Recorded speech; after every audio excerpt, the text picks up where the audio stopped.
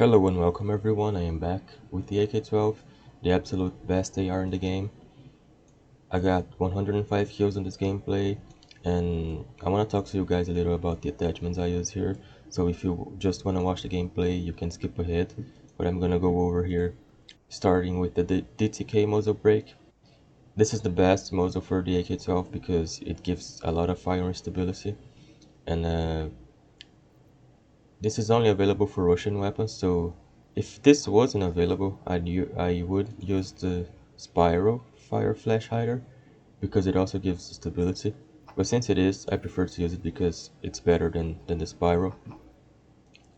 So moving on to the fur grip, we have the Resonant MK2 fur grip. This gives both control and handling, and it only hurts a little bit of the stability, so it's worth it because the gameplay we're about to see was Unshafted, which is a smaller map, but even on small maps you still have to shoot enemies that are far away, so this is like the best of both worlds because you're gonna aim fast and still get control. In the mag, I always use the 75 round on the AK-12 because it's a very low recoil weapon, so and even if it hurts the stability here and the handling, you still get enough stability and handling to play well. On the rear grip, I have the RK3 rear grip, which is the same as the Resonant MK, gives both handling and control. So again, the best of both worlds. In a map like Shafted, Knife Edge, and what's the other one? Threshold. I think this is the best you can use on this gun. On the stock here, I have the Skeleton Sniper stock, which is standard for almost every weapon that I use. So if you see here my loadouts, every gun has the Skeleton Sniper except for the QBZ and the M4A1. The M4A1, I use this stable stock M16 because it's really good. But even then, I still have a loadout with the Skeleton Sniper because, well, it's the best one. So you can choose which one of this you prefer when playing with the M4A1. But with every other weapon, the Skeleton Sniper is gonna be the best one. On the optic, I use the Cobra accuracy sight because it is already elevated. You don't need to use a riser. The risers hurt the stability, firing stability. So I used to use it on every build, but I don't anymore because of that. And the Cobra accuracy sight is gonna be already elevated, so you don't really need a riser. This gives you 1 point of handling, so if it's available, always put it on. The barrel is the long one because of the range and most of velocity, control and stability. It is worth it. And all the patches I put on handling to get a better fighting ability one-on-one. And lastly, we're gonna put the purple laser on. The reason I use the purple laser is because it's the least visible to the enemies and because it gives handling. It improves the handling quite a bit. I know it shows -4 here, but this is only when the laser light combo is off. You can see here, when it's on, you actually gain handling, so that's why I use it. Now moving on to the calibration, we're starting with the barrel. Here you can have either fire stability or ADS movement speed. I choose the movement speed because like I said, we already have a lot of stability. And here you can either get ADS speed or muzzle velocity. I choose the muzzle velocity because it increases the effective range of the weapon.